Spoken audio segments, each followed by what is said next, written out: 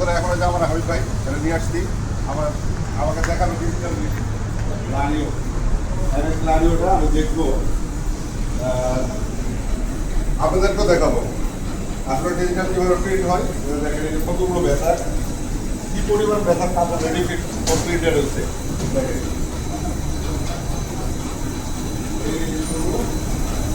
এই যে শুরু হচ্ছে ডিজিটাল প্রিন্টিং আসলে এটা হচ্ছে বেচার এখান থেকেই কাপড় রাখছে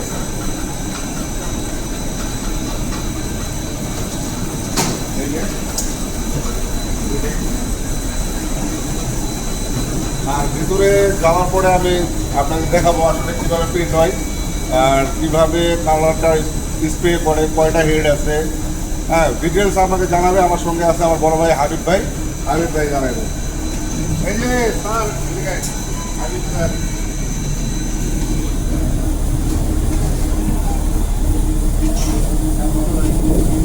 এগুলো হচ্ছে বার হেড বার এগুলো থেকে কালার স্প্রে করে হ্যাঁ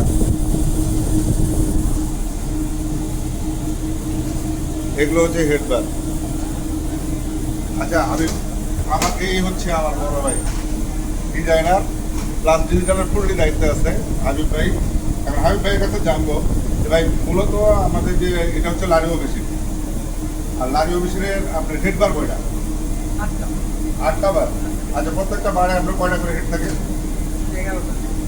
প্রত্যেকটা বারে 11টা তাহলে আমাদের তো সিঙ্গেল বার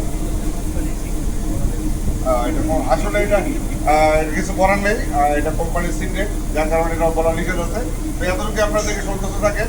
যে আমাদের বার হচ্ছে হেড বার হচ্ছে 8টা বার পর্যন্তই আছে কিছু কিছু বিষয় আছে যেগুলো আসলে কোম্পানির সিক্রেটের কারণে এই ইস্যুগুলো বলা যায় না এই বিষয়গুলো বলা যায় না আসেন এখন আপনাদের দেখাবো প্রিন্ট হচ্ছে এগুলো হচ্ছে প্রত্যেকটা বারে হেড লাগানো আছে প্রত্যেকটা বারে এই হচ্ছে প্রিন্ট কোয়ালিটি প্রিন্ট কোয়ালিটি এদিকে একটু দেখান কোয়ালিটিটা একটু দেখান আপনারা দেখতে পাচ্ছেন এই যে প্রিন্ট হচ্ছে লারিও এটা হচ্ছে একটা ডিসপ্লে এই ডিসপ্লে থেকে আপনার ম্যাগনেটার কন্ট্রোল করা হয় বেবি এখান থেকে পুরোটা কন্ট্রোল করা হয়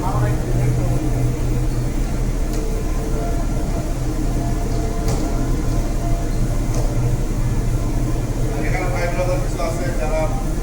এত বড় জাহাজটা এত বড় মেশিনটারে পরিচালনা করে সবগুলোর ট্যালেন্ট মাশাআল্লাহ আর ট্যালেন্ট ফুল লোক না হলে এটা পরিচালনা করা সম্ভব না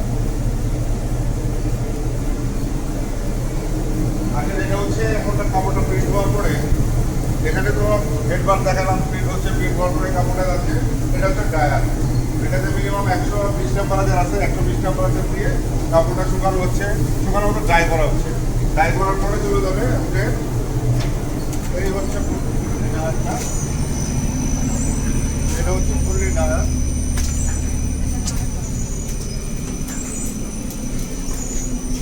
করতে হবে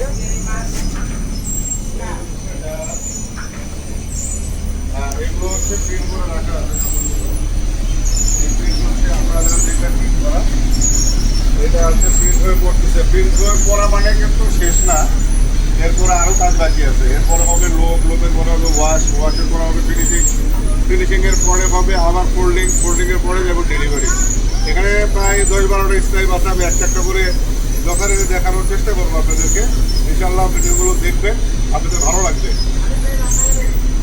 আল্লাহ হাফেজ